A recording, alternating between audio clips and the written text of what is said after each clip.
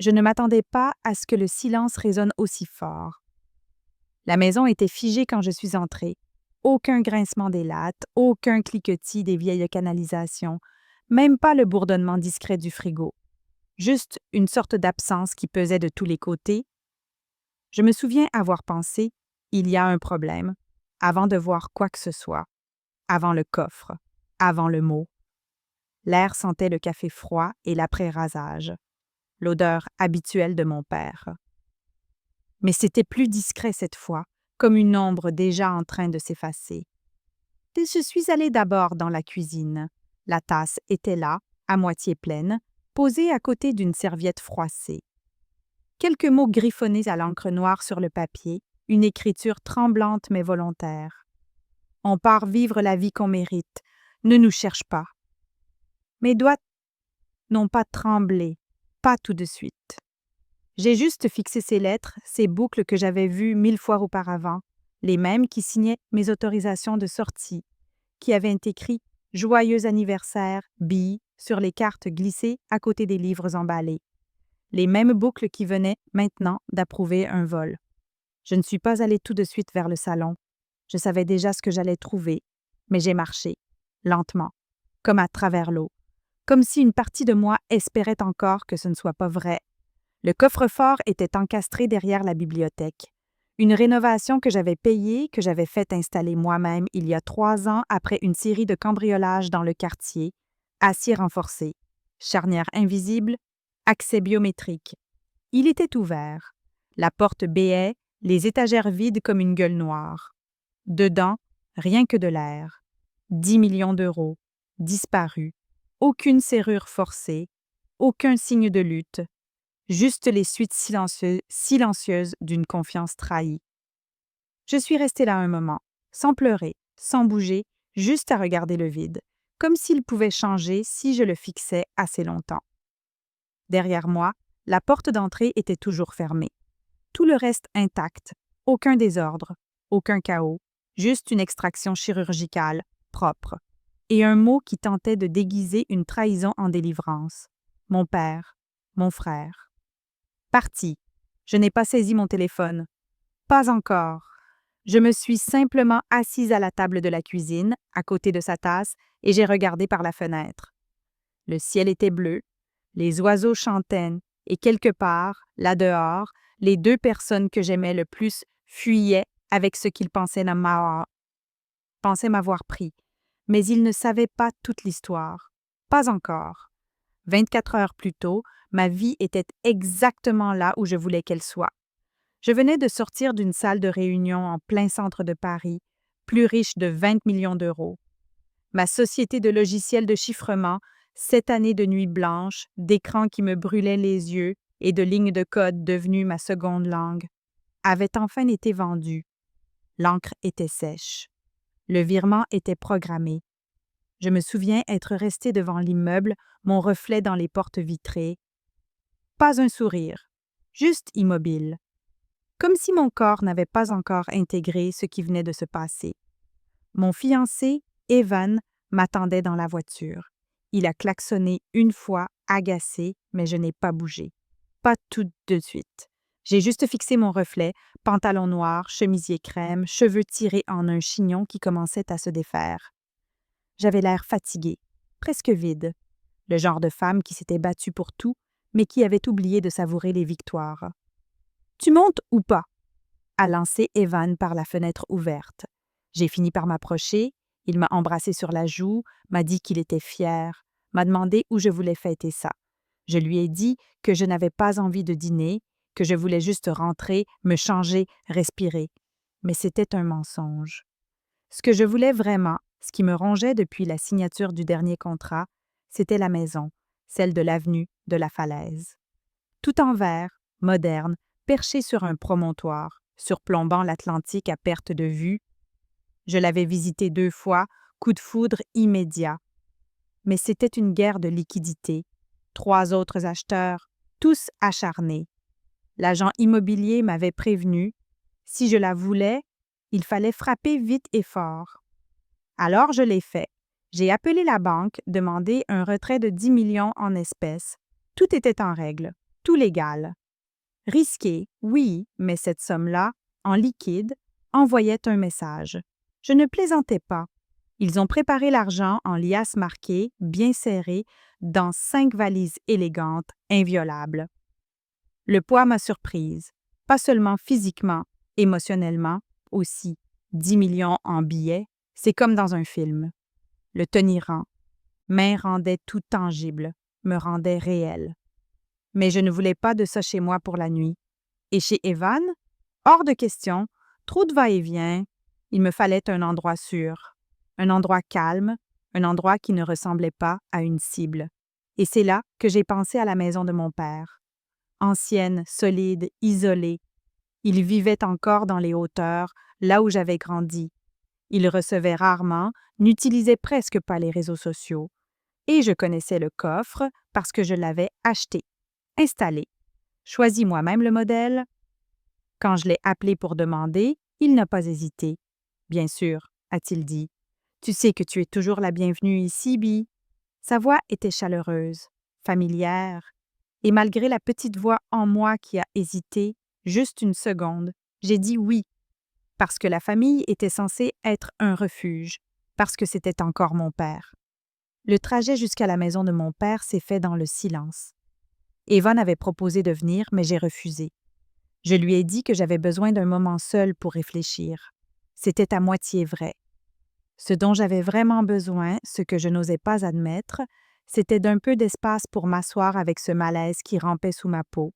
L'argent était dans le coffre. 5 valises noires mat, verrouillées et silencieuses. Je regardais sans cesse dans le rétroviseur, comme si quelqu'un me suivait, comme si quelqu'un savait. Mais il n'y avait que la route vide, le ronronnement des pneus sur l'asphalte et la lente prise de conscience que je n'étais pas retournée dans cette maison depuis près d'1 an. Le soleil commençait à décliner quand je me suis garée dans l'allée. La maison n'avait pas changé, le bardage vieilli, la boîte aux lettres rouillée, la lumière du porche qui clignotait 2 fois avant de se stabiliser. Comme si le temps s'était écoulé partout sauf ici. Mon père est sorti avant même que je coupe le moteur. Il s'essuyait les mains avec un chiffon, sourire large, exactement comme il m'accueillait quand j'étais petite. J'ai forcé un sourire en retour. Je suis sortie. Je l'ai laissé me prendre dans ses bras, une étreinte un peu trop longue. « Tu es sûre de toi? » a-t-il demandé, en jetant un œil vers le coffre. « Je suis sûre. » Ai-je menti?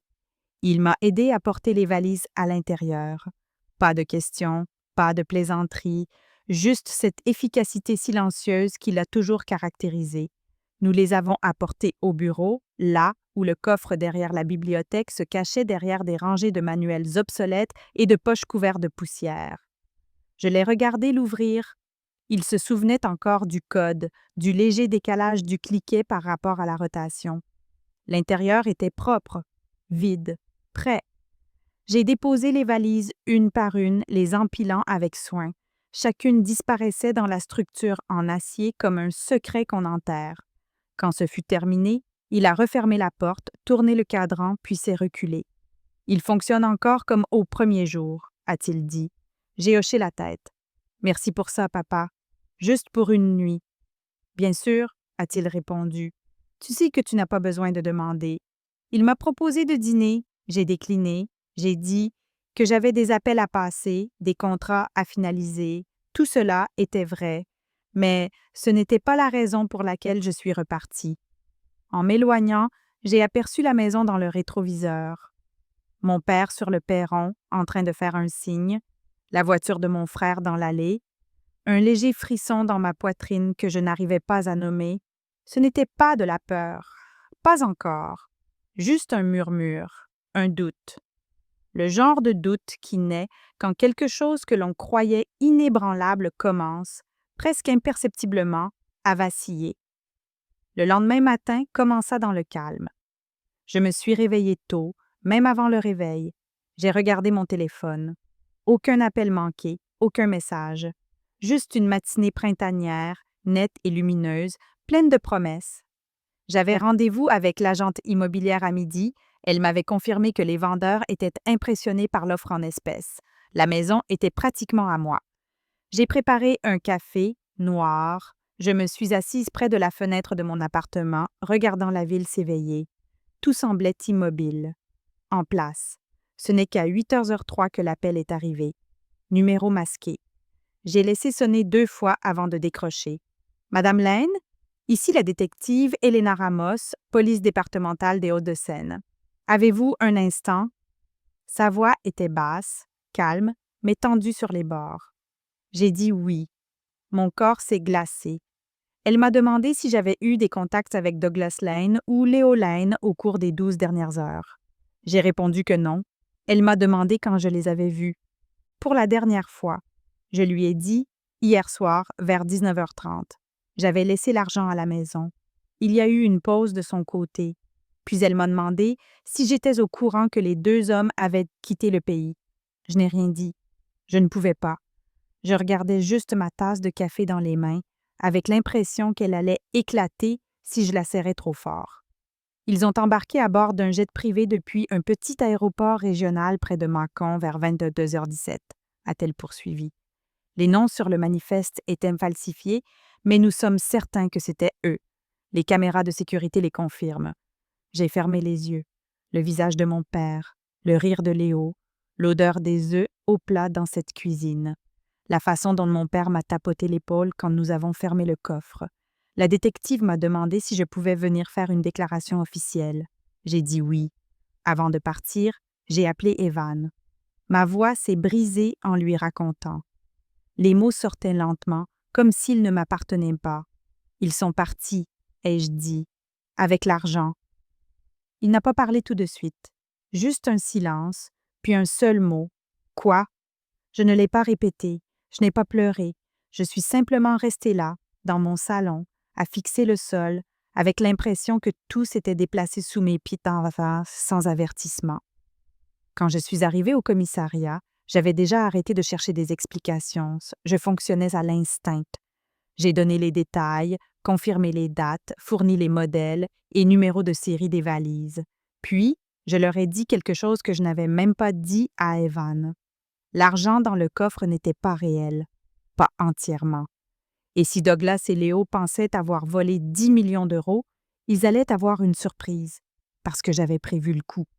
Pas parce que je ne leur faisais pas confiance, mais parce que je me faisais plus confiance à moi. La détective Ramos était efficace. Le genre de femme qui ne perdait pas ses mots, qui ne clignait des yeux que si cela servait à quelque chose. Elle m'a écoutée sans m'interrompre pendant que j'expliquais tout, comment l'argent avait été stocké, qui y avait accès, à quelle heure je l'avais déposé, quand j'avais vu mon père et mon frère pour la dernière fois. Elle n'a pas noté grand-chose. Elle me regardait, acérée et immobile, son stylo suspendu comme une formalité. Puis, elle s'est appuyée contre le dossier de sa chaise et a demandé « Pourquoi votre père ?» La question m'a prise de court, pas parce que je n'avais pas de réponse, mais parce que c'était celle que je ne m'étais jamais autorisée à dire à voix haute, parce que je pensais que c'était l'endroit le plus sûr que je connaissais, ai-je dit, parce que c'est mon père. Elle a hoché la tête une fois, sans compassion, mais avec compréhension. Leur départ est confirmé. Le jet privé a été affrété par une société écran rattachée à un intermédiaire à Lyon. Faux papier. Aucun casier sous leur vrai nom, mais tout a été préparé avec soin. Ce n'était pas une impulsion. Je l'ai senti dans ma poitrine. Une colère compacte, comprimée sous des années de confiance. Je m'attendais à des erreurs. Je ne m'attendais pas à une stratégie. Et pour les retrouver, ai-je demandé. Des pistes internationales, Interpol? Elle était déjà sur le coup. Nous sommes en lien avec les agences concernées, mais il n'y a pas d'extradition de Monaco ni des Émirats tant qu'ils ne commettent pas de délit sur place. S'ils restent discrets, ils peuvent tenir des années. Ma peau s'est glacée de nouveau. Ils ne tiendront pas? Ai-je dit. Ramos a haussé un sourcil. Vous en êtes si sûr? Je n'ai pas répondu tout de suite. J'ai simplement ouvert mon sac et glissé un dossier sur la table. À l'intérieur, des photos, images nettes, professionnelles, des faux billets, identiques en poids, en texture, même en odeur. Mais chaque liasse marquée à l'intérieur. Des traceurs GPS discrets enfouis sous les bandeaux, une signature intégrée à l'encre, un fil numérique prouvant leur origine. Elle a feuilleté les pages, son attitude changeant légèrement. « Qu'est-ce que c'est? » a-t-elle demandé. « Une assurance, » ai-je répondu. Ramos a levé les yeux vers moi. « Vous êtes en train de me dire que l'argent qu'ils ont volé était faux, » ai-je confirmé. « De la fausse monnaie de haute qualité. L'argent réel est toujours ici, enfermé dans un coffre privé à mon nom. Je l'ai échangé avant la remise. » Elle n'a pas souri, mais l'atmosphère dans la pièce a changé. Le poids de la trahison était toujours là, mais la structure de l'histoire venait de basculer. « Ils croient avoir réussi, » ai-je dit. « Mais nous les surveillons depuis l'instant où ils ont ouvert le coffre. » Elle a refermé le dossier lentement, puis a hoché la tête. « Alors on ne les poursuit pas, » a-t-elle dit. « On attend. » L'enquête ne s'est pas figée, elle s'est transformée. Ce n'était pas juste un vol. C'était une opération en cours. Et je n'étais plus la victime, j'étais le piège. Quand quelqu'un trahit votre confiance, la première chose que vous faites, c'est rembobiner. Vous passez en revue chaque souvenir, chaque moment, à la recherche d'une faille que vous auriez manquée. Un signe, une hésitation, n'importe quoi qui aurait pu vous alerter. Vous fouillez dans les anniversaires, les appels, les vieilles disputes et les éclats de rire, en quête de l'instant où tout a commencé à se tordre. Avec mon père, je revenais toujours au même souvenir. J'avais 8 ans. Ma mère venait de mourir, soudainement, brutalement, une absence de celle qui reconfigure le monde. Et Douglas, mon père, était celui qui tenait tout debout. Du moins, c'est ce que ça donnait de l'extérieur. Il préparait mes déjeuners, attachait mes couettes, enchaînait les doubles journées sur le chantier, rentrait chaque soir les mains couvertes de poussière et les yeux cernés. Je l'adorais. Quand je pleurais, il me serrait contre lui. Quand j'ai eu mon premier B, il a quand même scotché la copie sur le frigo. L'intelligence, c'est pas les notes, m'a-t-il dit, c'est la constance. Ce mot m'est resté, constance. C'est devenu une sorte de boussole. Mon entreprise a été bâtie dessus, mes habitudes façonnées autour, et je croyais, jusqu'à maintenant, qu'il me l'avait transmise. Nous nous sommes éloignés à mesure que je grandissais. Pas par manque d'amour, mais par la vie. Je suis partie à 18 ans. Fac, stage, la cadence infernale des start-up tech, je l'appelais encore. Je rentrais pour les fêtes. J'envoyais de l'argent quand le chauffeur lâchait ou que Léo accumulait des dettes inexpliquées. Mais j'ai arrêté de poser des questions. Et peut-être que c'est là que tout a commencé à basculer, parce que pendant que je construisais des pare-feux et levais des millions, Douglas glissait vers autre chose. Quelque chose de plus discret. Une forme de ressentiment silencieux qui mijotait sans mots. Je ne l'ai pas vu à l'époque, ou peut-être que j'ai refusé de le voir. Il n'a jamais dit qu'il était fier quand j'ai vendu ma société. Il a juste hoché la tête en disant « C'est gros ». Il ne m'a pas demandé ce que j'allais faire après, ni comment je me sentais. Il a juste demandé si j'avais besoin de quelque chose. Et c'est ça qui fait mal aujourd'hui. Parce que quand je l'ai appelé pour lui demander si je pouvais utiliser le coffre, sa voix était chaleureuse. Pas d'hésitation, pas de questions. Je croyais que c'était de la confiance. Aujourd'hui, je me demande si c'était une opportunité. L'homme dont je me souviens, les mains poussiéreuses, les yeux fatigués, les bras qui ne me lâchaient jamais, ressemble à quelqu'un que j'ai inventé, ou peut-être à quelqu'un qui a changé au moment où il a compris que j'avais quelque chose qu'il n'avait pas l'amour, pas la loyauté, le pouvoir. Il me disait toujours « Tu pourras toujours rentrer à la maison ». Mais peut-être que cette maison n'était pas le refuge que je croyais. Peut-être que ce n'était qu'un coffre, et que j'étais là, la dernière chose dedans qui valait la peine d'être prise. Si mon père était la fondation, Léo était le poids qui n'avait jamais cessé de tirer vers le bas. Mon demi-frère. 5 ans de moins, même nom de famille, vie différente. On a grandi dans la même maison, mais on a suivi des cartes opposées. J'étais l'élève modèle, la prévoyante, la discrète. Léo était la tempête. Charmeur, impulsif, toujours un peu en retard sur tout sauf les excuses. Quand je suis partie à la fac, il était encore au lycée, à peine en train de s'en sortir. Chaque coup de fil de papa venait avec un nouveau bulletin. Léo a raté un autre cours. Léo a explosé la voiture. Léo s'est battu. Léo a besoin d'aide. Et chaque fois, je proposais des solutions, des profs particuliers, de l'argent, une nouvelle chance. Mais l'aide ne restait jamais accrochée à Léo. Elle glissait sur lui comme de l'huile sur du verre. Je me souviens de la première fois où j'ai remboursé une de ses dettes. Il avait contracté un prêt pour lancer une entreprise qui s'est avérée être une idée bancale de dropshipping avec un box de stockage loué qu'il avait oublié de payer. Il avait 22 ans. J'ai fait le chèque sans cérémonie. Je me suis dit que c'était la famille, qu'il avait juste besoin d'un nouveau départ. Ce nouveau départ est devenu une habitude. Carte de crédit, loyer, réparation, toujours en manque, toujours à un cheveu de la stabilité. Et Douglas, mon père, cautionnait tout ça. Il ne voyait pas les galères de Léo comme des problèmes. Il les voyait comme des choses à réparer. Et quand il ne pouvait pas les réparer, il me refilait le fardeau. « Tu t'en sors bien, » disait-il, comme si ça justifiait tout. « Tu peux te permettre d'aider. » Peut-être que je pouvais, mais ce que je ne pouvais pas me permettre, c'était l'usure. L'érosion lente et régulière des limites. Parce qu'avec Léo, il n'y avait pas de frontière entre l'erreur et la manipulation. Il ne volait pas, il empruntait, il ne mentait pas, il oubliait et je laissais passer. Encore et encore, parce que la culpabilité est une monnaie puissante. Et Léo savait comment la dépenser. La dernière fois que je l'ai vu, c'était le soir où j'ai déposé l'argent. Il était dans la cuisine, pieds nus, à faire défiler son téléphone comme si rien n'était urgent au monde. Je lui ai demandé ce qu'il faisait. Il a haussé les épaules. « Je pense partir au Mexique, » a-t-il dit. « Ou peut-être Bali. Nouveau départ, non? » J'ai souri, lèvres pincées. Dit une banalité, fait semblant de ne pas remarquer la façon dont ses yeux ont glissé vers les valises. Il ne les a pas touchées, pas ce soir-là, mais il les a regardées trop longtemps.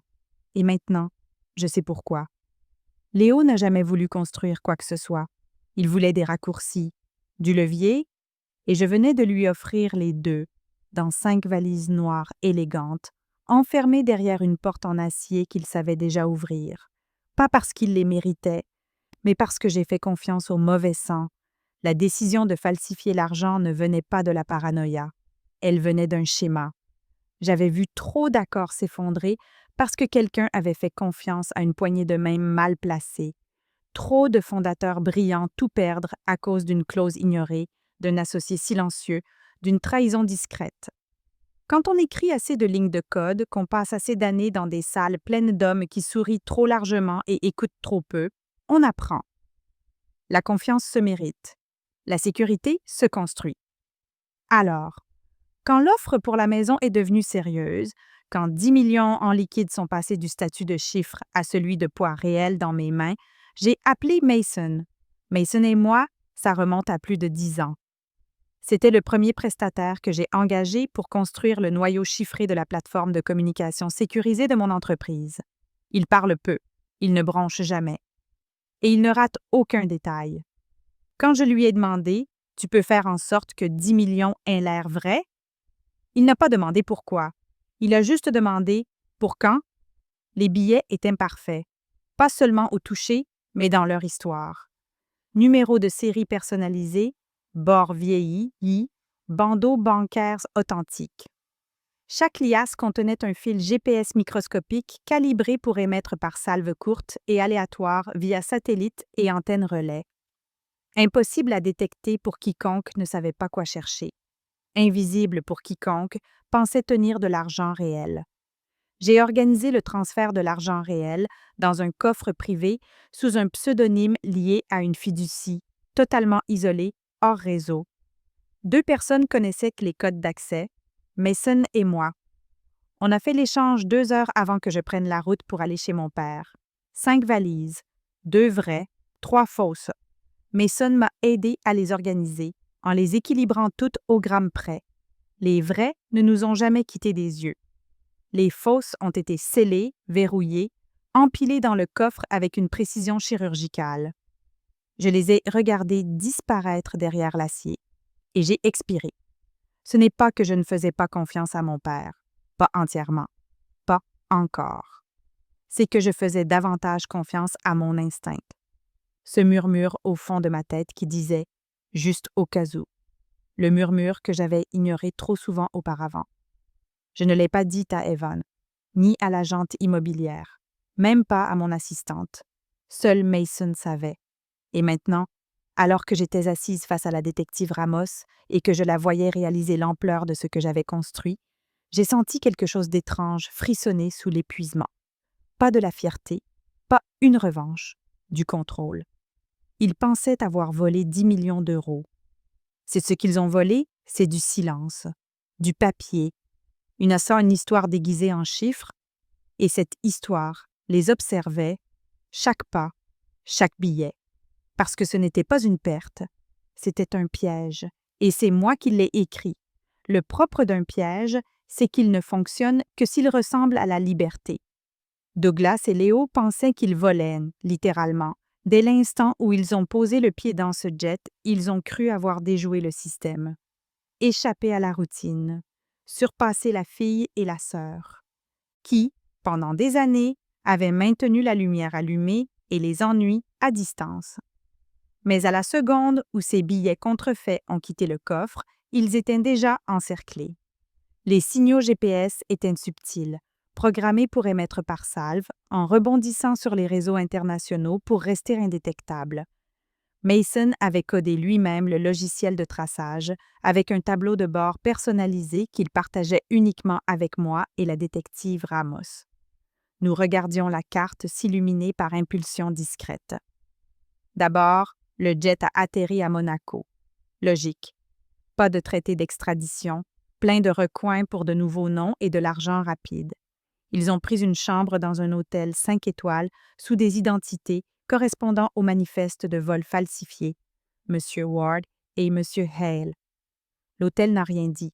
L'argent liquide est le bienvenu partout, s'il est assez épais. Puis sont venus les achats, une boutique de montres, une location de voitures de luxe, un dîner dans un restaurant face au casino où la carte des vins semblait écrite dans une autre langue. Ils ont laissé de gros pourboires. Affiché des sourires, jouer les hommes à leur place. Et chaque fois qu'un de ces faux billets quittait leurs mains, le filet se resserrait. J'étais dans mon appartement à minuit, Mason en visioconférence, tous deux fixant les trajectoires des signaux qui se ramifiaient à travers l'Europe comme des veines. Le logiciel signalait chaque nouvelle transaction avec une heure et une capture, prise depuis des caméras publiques, des flux de commerçants, tout ce qu'ils pouvaient capter. Les faux tenaient que le coup. L'arrogance montait. Ils ont enchaîné avec Dubaï. Nouveau continent, même jeu. Léo a posté une photo sur un compte social jetable, lui dans une piscine, chaîne en or attrapant la lumière. Légende. Niveau débloqué. Je l'ai regardé longtemps, pas parce que ça faisait mal, mais parce que ça confirmait tout. Il ne se cachait pas. Il fêtait ça. La police de Milan a contacté Ramos après qu'on a retracé une liasse signalée dans un bureau de change là-bas. Des euros de forte valeur échangés contre des dollars qui ne réagissaient pas au UV. C'était la dernière miette. Assez pour déclencher une alerte officielle de surveillance financière. On a coordonné depuis 3 fuseaux horaires. Ramos a envoyé des dossiers chiffrés. J'ai transféré les journaux GPS mis à jour. Mason a affiné le logiciel pour isoler les schémas de déplacement. Chaque mouvement qu'ils faisaient écrivait un nouveau paragraphe du dossier. Quand ils ont franchi la porte du restaurant à Milan, celui au sol en marbre et au sommelier qui les accueillait par leur nom, les autorités locales étaient déjà en place. Et moi aussi. Pas parce que j'avais besoin de les voir, mais parce que j'avais besoin qu'ils me voient. Le piège n'était plus seulement tendu. Il était en train de se refermer. Je suis arrivée à Milan 2 heures avant eux. C'était irréel, marcher dans ces rues que j'avais autrefois rêvé de découvrir en vacances, aujourd'hui, en pleine opération que j'avais construite sur les ruines de ma propre trahison. J'étais habillée de noir, sans maquillage, les cheveux tirés en arrière. Je ne voulais pas être reconnue, je voulais observer. Mason était resté en Californie, m'envoyant des mises à jour en temps réel. Ramos avait déjà mis les autorités financières italiennes dans la boucle. Une coordination discrète, méticuleuse, Pas de gestes brusques, pas de spectacle. On ne cherchait pas l'affrontement, on voulait des preuves. Douglas et Léo sont entrés dans le restaurant comme des touristes qui venaient de gagner au loto. Lunettes de soleil à l'intérieur, rire trop fort, les mains encore imprégnées du frisson d'avoir dupé le monde. Ils ne savaient pas que la serveuse qui les installait avait été briefée, que le serveur qui versait leur vin portait un micro. Depuis l'autre côté de la salle, je les ai vus trinquer. Léo était déjà à la moitié d'une bouteille. Douglas semblait plus posé, mais son attitude était relâchée. Il pensait qu'ils étaient à l'abri, que le danger était derrière eux. Un homme convaincu que sa fuite avait été propre. J'ai commandé de l'eau, rien mangé, pas un mot. Le message de Mason est arrivé. Signal GPS confirmé. Lias s'est déplacé sur la table. Surveillance à la photo. J'ai baissé les yeux sur mon téléphone, puis j'ai relevé la tête. Léo avait sorti une liasse de billets, l'avait tendue au serveur en guise de pourboire. Les billets étaient nets. Nets, les bandeaux encore pliés sous mes empreintes du jour où j'avais scellé la valise. Le serveur les a pris. Est reparti. 2 minutes plus tard, la police est entrée. Pas en uniforme, pas bruyante. Juste 2 hommes en veste bien taillée qui se sont approchés de la table et ont demandé. « Un instant. » Léo a ri d'abord. Douglas a levé les yeux, confus, puis les insignes sont sortis. La salle n'a pas réagi. Trop chic pour une scène. Je me suis levée lentement. Je me suis approchée sans précipitation. Douglas a levé les yeux et m'a vue. Son visage n'a pas changé, pas tout de suite. Juste un tressaillement, la mâchoire qui se serre, un souffle suspendu, comme un homme qui se demande si ce qu'il voit est réel ou un mirage. Je me suis arrêtée à 1 mètre de la table. « Je t'avais dit de ne pas nous chercher, » a-t-il dit. Je n'ai pas souri, je n'ai pas répondu. À la place, j'ai ouvert mon sac, sorti une enveloppe fine et l'ai tendue aux officiers. À l'intérieur, une copie des journaux de traçage, l'analyse médico-légale des billets, mon affidavit signé. Léo a commencé à protester. Les agents l'ont interrompu. Il s'est levé, hurlant maintenant, jurant que l'argent était propre. Douglas est resté assis, immobile, muet. Je me suis retournée sans dire un mot. Je les ai laissés gérer la suite. En franchissant la porte dans le crépuscule milanais, celle-ci s'est refermée derrière moi.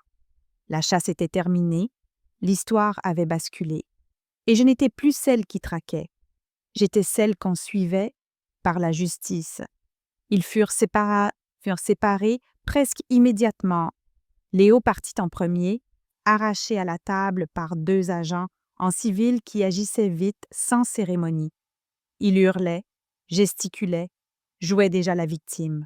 « On n'a rien fait, c'est mon fric !» Sa voix résonnait dans le hall de marbre, mais personne ne se retournait. La richesse isole. La salle restait calme, curieuse, pas inquiète. Douglas ne bougea pas.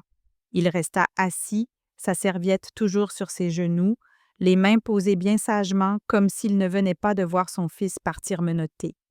Ses yeux croisèrent les miens une nouvelle fois. Il n'y avait pas de peur dedans, juste quelque chose de plus dur, de résigné. L'agent à côté de lui fit un signe. Douglas se leva, lentement, délibérément. Avant qu'il ne l'emmène, je fis un pas en avant. « Je veux 30 secondes, » dis-je à l'agent. L'homme hésita, puis recula d'1 pas. Douglas ne parla pas, moi non plus, pas tout de suite. Je me suis contentée de le regarder, cet homme qui m'avait appris à faire du vélo, qui m'avait construit une cabane dans un arbre avec des clous de travers et des mains calleuses, qui avait pleuré en silence quand j'étais partie à la fac. Et maintenant, il se tenait devant moi, les poignets prêts, le visage impénétrable. « Je ne l'ai pas faite pour te blesser, » dit-il. Sa voix était douce, égale. « C'est ça la différence, » répondis-je. « Tu t'en fichais que ça me blesse. » Il regarda au-delà de moi, vers la fenêtre, vers le crépuscule qui s'étalait sur la rue pavée, puis revint à moi. « Tu as tout, » dit-il. « Tu as construit cette vie. Moi, je t'ai juste donné un point de départ. » J'ai senti quelque chose se fracturer en moi, mais pas comme il l'aurait cru. Pas de douleur, pas de regret, juste de la clarté. « Tu ne m'as pas donné un point de départ, dis-je. Tu m'as donné un poids à porter. Et je l'ai porté plus loin que tu n'as jamais imaginé. C'est pour ça que tu l'as pris, parce que tu ne supportais pas que je l'ai fait sans rien te devoir. » Sa mâchoire se contracta. « L'argent, dit-il, n'était pas vrai. » Ce n'était pas une question, c'était une révélation. Il avait compris. Je n'ai rien répondu. Je n'en avais pas besoin. Il me regardait comme un homme qui voit une maison brûler et réalise que c'est lui qui a allumé l'incendie. L'agent fit un pas en avant. Douglas ne résista pas. Il se retourna, laissa les menottes se refermer sur ses poignets et sortit sans un mot de plus. Lorsque la porte se referma derrière lui, je restais debout au centre de la salle, intacte, invisible. Pas d'applaudissements, pas de triomphe, juste le silence, le genre de silence qui suit la vérité quand elle arrive trop tard. Et je l'ai laissé s'installer parce que cette confrontation n'était pas pour lui, elle était pour moi. Et j'avais dit exactement ce qu'il fallait, sans élever la voix, sans lui offrir la fin qu'il espérait. Il a pris ce qu'il pensait être tout, mais j'étais encore là, et c'était ça, le vrai vol. Douglas et Léo furent traités dans l'heure. Cela ne se passa pas dans une arrière-salle miteuse ni dans une cellule baignée de néon. C'était Milan. La division des crimes financiers agissait avec discrétion, avec élégance même. L'arrestation fut formelle, silencieuse, précise. Comme un coup d'échec attendu depuis 3 tours. J'étais en visioconférence sécurisée avec la détective Ramos dans le hall du commissariat. Sa voix restait calme, professionnelle comme toujours. « La fausse monnaie est confirmée, » dit-elle. « Mais ils ne savent pas encore qu'elle vient de nous, on les laisse mijoter. »« Léo parle déjà ?» ajouta-t-elle. Il panique, il accuse Douglas, il dit qu'il ne savait pas, que tout est un malentendu. J'ai hoché la tête, ça ressemblait à Léo, toujours le premier à fuir, le premier à céder. Je l'imaginais faisant les 100 pas dans une salle d'interrogatoire, tissant des excuses avec des nerfs à vif. Il ne comprenait pas que cette fois, le charme ne suffirait pas. Il n'y avait plus personne à embobiner. Douglas, lui, était resté muet. Ramos disait qu'il n'avait pas prononcé un mot depuis qu'il l'avait menotté. Même pas pour demander un avocat.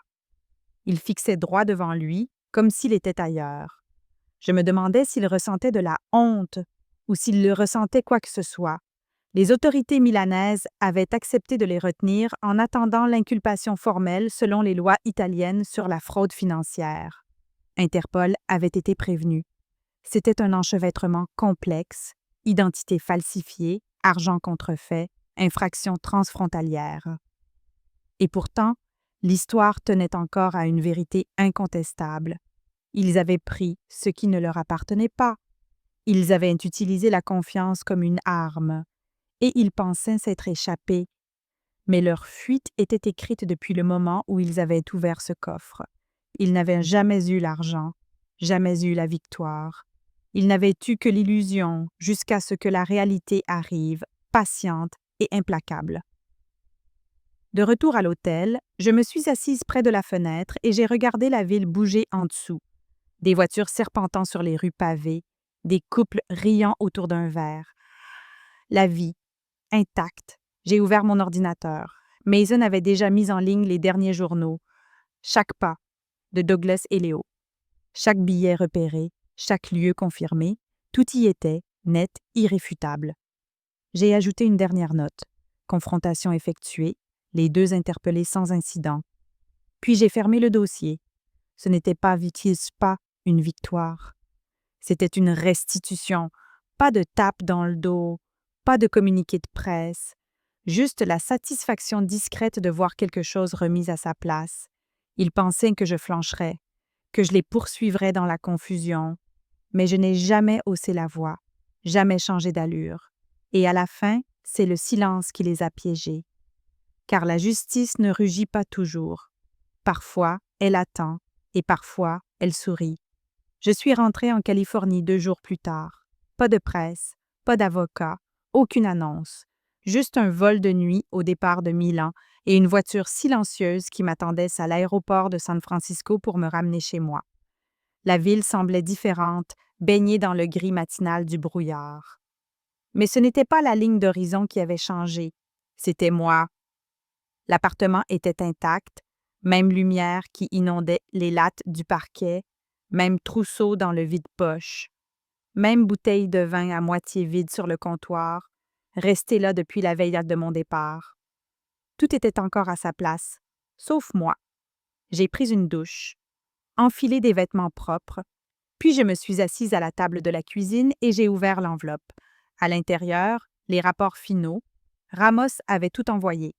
Transcription complète, procès-verbaux d'arrestation, résultats des analyses sur les faux billets, chaque élément confirmé, chaque mouvement documenté. J'ai tourné les pages lentement, une à une, jusqu'à ce que le silence de la pièce devienne à nouveau dense. Douglas et Léo étaient toujours détenus, leurs avoirs gelés, passeports signalés. Leur liberté s'était transformée en béton et en verre, enfermés derrière des barreaux qu'ils n'avaient pas vus venir. Et pourtant, rien de tout ça n'apportait la paix. Ce que je ressentais, ce n'était pas un soulagement. Pas encore. C'était un jugement. J'ai essayé d'appeler la sœur de ma mère, la seule encore en lien avec la famille. Je voulais parler à quelqu'un qui comprendrait, qui connaissait assez le passé pour donner un sens au présent. Elle n'a pas répondu, m'a laissé un message vocal. Elle était désolée. Elle ne voulait pas s'en mêler. Je ne lui en voulais pas. Je suis sortie marcher un peu, les mains dans les poches, le vent poussant mon manteau comme s'il avait quelque chose à dire. Tous les quelques pas, mon esprit revenait à cette cuisine, à ce mot laissé sur le comptoir. On part vivre la vie qu'on mérite. Ça m'est resté, pas seulement les mots, mais l'arrogance qu'il portait, comme s'il n'avait jamais rien reçu, comme si la loyauté n'était pas quelque chose que j'avais offert pendant des années sur un plateau d'argent. Evan est venu ce soir-là. Il m'a tenu plus longtemps que d'habitude. Il n'a pas demandé de détails. Il est juste resté là, en silence, présent.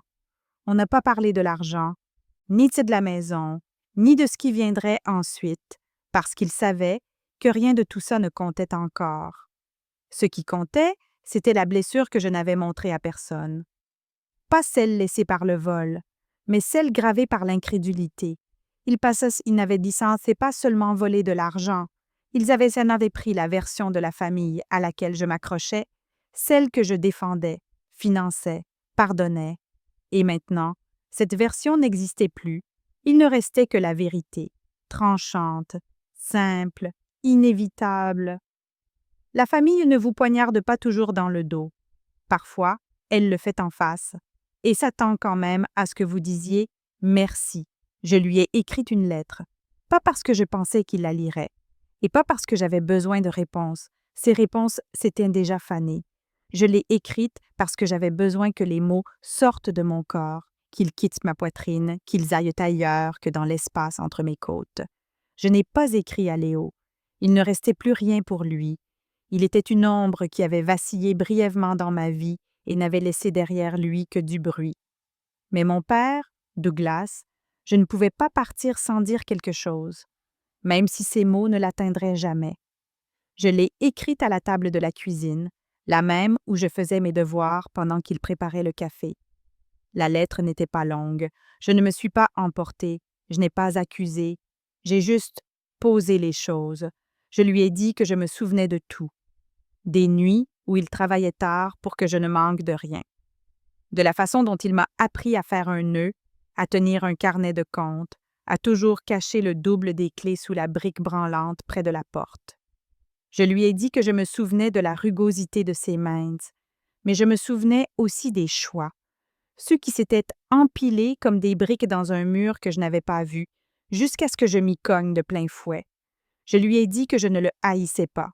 Ça aurait été trop simple, parce que la haine donne un rôle à jouer, un méchant, un adversaire, quelque chose de net. Mais ce que je ressentais n'avait rien de net. C'était creux, mouvant, comme découvrir que les fondations sont fissurées après avoir construit toute une maison dessus. Je lui ai dit que l'argent ne m'avait pas brisé, qu'il ne m'avait pas brisé, mais qu'il avait pris quelque chose que je ne retrouverais jamais, Et le pire, c'est que je crois qu'il le savait. Au bas de la lettre, je n'ai pas signé mon nom. J'ai simplement écrit « Tu étais censé me protéger ». Je l'ai plié une fois, glissé dans une enveloppe simple. Rien écrit dessus, pas d'adresse, pas d'expéditeur.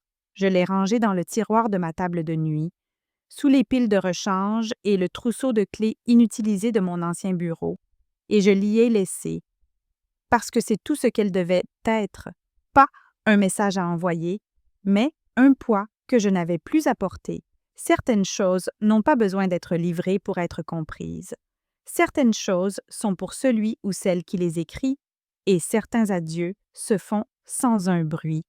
Cette lettre restera scellée, parce que tout ce que j'avais besoin qu'il sache était déjà parti, et tout ce que j'avais besoin de reprendre avait déjà commencé à revenir.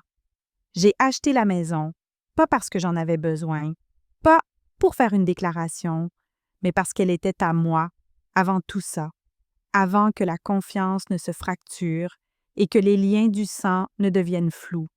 Le rêve n'avait pas changé, juste la clarté autour de qui y avait sa place. La vente s'est déroulée sans accroc. Les vendeurs avaient entendu parler de la tentative de vol par des rumeurs dans le milieu immobilier, mais ils sont restés à distance. L'argent était de l'argent et le mien était propre, discret. Pas de gros titres, pas de complications. Je suis entrée seule par la porte d'entrée. Pas de champagne, pas d'amis réunis avec des appareils photos ou des verres levés. Juste moi et l'écho de mes propres pas sur les sols brillants. Les baies vitrées encadraient l'océan comme s'il m'attendait, le genre de vue pour laquelle les gens se battent. Mais moi, j'avais déjà combattu, en silence, totalement. J'ai parcouru chaque pièce, le bout des doigts effleurant les murs, prenant possession de l'espace non pas comme d'un trophée, mais comme d'une preuve. Que je pouvais garder quelque chose de sacré sans qu'on me l'arrache. Que je pouvais créer quelque chose d'inébranlable, même après que tout autour de moi se soit fissuré. La chambre principale avait un coffre encastré dans le mur. Je l'ai ouvert. Testé le cadran. Puis j'ai appelé Mason et je lui ai dit qu'il nous en faudrait un nouveau. Pas parce que celui-là ne fonctionnait pas, mais parce que j'avais besoin de quelque chose que j'avais construit, quelque chose que personne d'autre n'avait touché. Le nouveau coffre est arrivé 2 semaines plus tard. Titane renforcé, verrouillage biométrique, capteur thermique et un code de secours que moi seul connaissais. Je les ai regardés l'installer, l'encastrer dans le mur derrière les étagères sur mesure. Je n'ai pas souri. Je n'en avais pas besoin. La sécurité ne se proclame pas. Elle est. Plus tard ce soir-là, je me suis tenue devant lui, neuf, froid, silencieux, et j'ai pensé à tout ce qui, dans ma vie, avait un jour été enfermé derrière la porte de quelqu'un d'autre. À présent, j'avais la seule clé. Dans le bureau, j'ai placé l'enveloppe scellée, la lettre à mon père, dans un tiroir.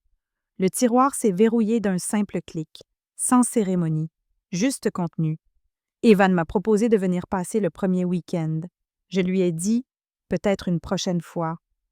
J'avais besoin de m'asseoir avec le silence, de ressentir ce que cela signifiait d'être seule à nouveau, mais pas vide. J'ai fait du thé, me suis assise près de la fenêtre, j'ai regardé le ciel se replier dans le crépuscule. Pas d'alerte, pas de traceur, pas d'ombre, juste la respiration, celle dont on ne se rend pas compte qu'on la retient jusqu'à ce qu'elle vous quitte enfin. La fermeture n'est pas un événement, c'est une décision. Elle ne vient pas avec des applaudissements ou des excuses. Elle arrive quand on cesse enfin de demander pourquoi et qu'on commence à vivre comme si la réponse n'avait plus d'importance. Ce soir-là, j'ai dormi la fenêtre ouverte, sans peur, sans retour en arrière, juste le son des vagues et le réconfort de savoir que la seule chose derrière la porte de ce coffre était à moi. Tout avait commencé des semaines avant le vol. Un moment que la plupart auraient balayé d'un revers de main, une pensée qui venait et repartait comme un éclair, comme un grésillement au loin dans un bruit plus fort. Mais moi, je ne l'ai pas ignoré. Je l'ai écouté. C'était un mardi matin. Je sortais d'une réunion avec mes avocats, la dernière relecture du contrat de vente de l'entreprise. Ils m'ont demandé si j'avais mis en place des protocoles de sécurité pour la partie en liquide du paiement. J'ai dit oui, Mais quelque chose en moi a hésité. Cette nuit-là, je n'ai pas dormi. Je voyais les valises alignées dans ma tête, ouvertes, exposées. La maison de mon père est apparue ensuite, pas en souvenir, mais en projection. Sombre, calme, familière. Un endroit où rien de mal ne s'était jamais passé. Un endroit où quelque chose pouvait arriver. J'ai appelé Mason le lendemain matin. Hypothétiquement, ai-je dit, à quelle vitesse pourrais-tu reproduire 10 millions en fausses monnaies de haute qualité? Un silence. Puis, sans hésitation, 3 jours, peut-être 2, si je pousse le labo. C'était tout ce dont j'avais besoin, pas parce que j'étais certaine qu'il allait y avoir un problème, mais parce que j'avais assez vécu pour savoir que la certitude est souvent la première à vous trahir. Nous avons construit le protocole en silence. Pas de drame, pas de discours. Juste des étapes méthodiques, réversibles, stratégiques. Mason ne posait pas de questions. C'est pour ça que je lui faisais confiance. Il savait faire la différence entre paranoïa et préparation. J'aurais pu choisir d'ignorer cet instinct, me convaincre que la famille est sacrée, que la trahison est pour les étrangers. Mais quelque part au fond de ma poitrine, au-delà de la logique maîtrisée et de l'optimisme organisé, quelque chose d'ancien chuchotait « Sois prête ». Alors je l'étais. J'ai regardé Mason étaler les billets en piles nettes, chacune conçue pour tromper le toucher, la vue et même les capteurs bancaires de base. J'ai regardé les fils GPS s'insérer, à peine plus épais qu'un cheveu. Je suis restée debout au-dessus des valises pendant que nous les scellions, chaque fermeture rappelant que ce n'était pas une question de méfiance. C'était une question de survie. Nous avons stocké l'argent réel en premier, sécurisé dans un coffre que j'avais ouvert sous une fiducie fictive, avec accès biométrique et aucune trace digitale. Puis nous avons chargé le faux. Je me souviens les avoir regardées, alignées dans mon coffre, brillantes et parfaites sous la lumière du matin. C'était comme porter un secret que personne ne savait exister, une arme enveloppée de silence. Je n'ai rien dit à mon père sur ce qu'il y avait dedans, pas dit à Léo, même pas dit à Evan, parce que le pouvoir d'une précaution ne réside pas dans qui sait qu'elle existe, mais dans qui ne le sait pas. Ce choix, celui silencieux, fait seul, sans validation ni applaudissement, a été ce qui m'a sauvée. Pas l'argent, pas la technologie, la décision de faire confiance à mon instinct plutôt qu'à mon confort. Et au final, ce n'était pas juste un choix, c'était une frontière, la ligne entre qui j'étais et qui je ne serais plus, jamais. Je me tenais au bord de la falaise derrière la maison un soir, regardant le soleil glisser sous l'horizon de l'océan. Le ciel s'était meurtri de pourpre et d'orange, les vagues se brisant doucement contre les rochers acérés en contrebas. La maison derrière moi était silencieuse, tout en verre et acier, reflétant les derniers rayons du jour. Une forteresse construite non seulement de murs, mais de leçons durement gagnées. C'était étrange de regarder cette eau infinie et de sentir tout en moi immobile. Pas de tempête, pas de montée, juste un calme profond et stable.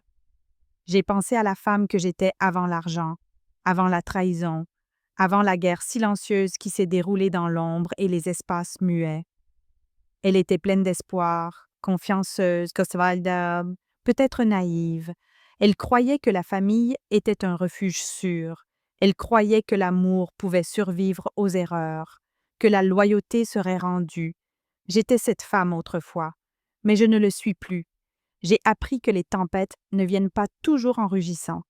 Parfois, elles arrivent doucement, comme un murmure que l'on ignore jusqu'à ce qu'il devienne un cri. J'ai appris que la confiance ne se donne pas. Elle se mérite, se protège et parfois se reprend. Et j'ai appris que la force n'est pas toujours bruyante. Elle vit dans le silence, dans l'attente, dans l'observation. Je me suis tournée de l'océan et j'ai regardé mon reflet dans la paroi vitrée de la maison. Mon reflet me regardait, calme, stable, les yeux affûtés par le feu. J'ai compris que la vengeance n'est pas toujours une question de détruire quelqu'un. Parfois, c'est se reconstruire soi-même, se tenir droit dans les ruines qu'ils laissent derrière eux. Douglas et Léo croyaient avoir tout volé. Mais ce qu'ils n'ont jamais compris, c'est ceci. Je n'ai pas juste survécu. Je suis devenue incassable. L'argent n'était que la surface. La vraie richesse était de reprendre mon histoire, mon pouvoir, mon avenir. Cette nuit-là, je n'ai pas dormi dans la peur.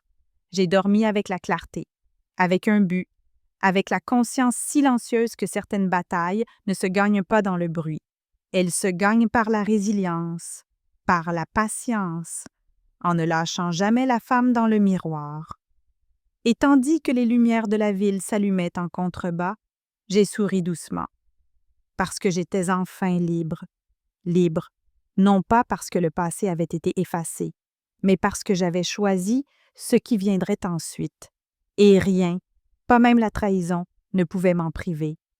Le nouveau coffre-fort a été installé le jour suivant le départ des déménageurs. Mason était venu avec les techniciens, son visage impassible tandis qu'il transportait la lourde caisse en titane. Elle était plus grande que l'ancienne, en acier plus épais, avec des mécanismes de verrouillage complexes nécessitant des scans biométriques et 2 mots de passe. Une forteresse derrière le mur. Je les ai regardés travailler, mesurer, percer, fixer, avec un mélange étrange de détachement et de soulagement. C'était le dernier chapitre d'une histoire que je vivais en fragments depuis des mois. Le moment où je reprenais tout ce que je pensais perdu. Quand ils ont fini, Mason m'a regardé et a dit « Tu n'auras plus besoin que ce soit juste un coffre-fort. J'ai compris. » C'était plus que ça maintenant. Un symbole, une promesse, une frontière en acier. Je me suis tenue devant lui plus tard ce soir-là, seule. La maison était silencieuse, à part le doux ronronnement de la climatisation et le bruit lointain des vagues qui se brisaient. J'ai posé la paume de la main sur le scanner biométrique. Le bip doux a cédé place au clic léger des verrous qui glissaient en place. À l'intérieur, les étagères vides me renvoyaient mon reflet. Pas d'argent, pas de secret, juste de l'espace.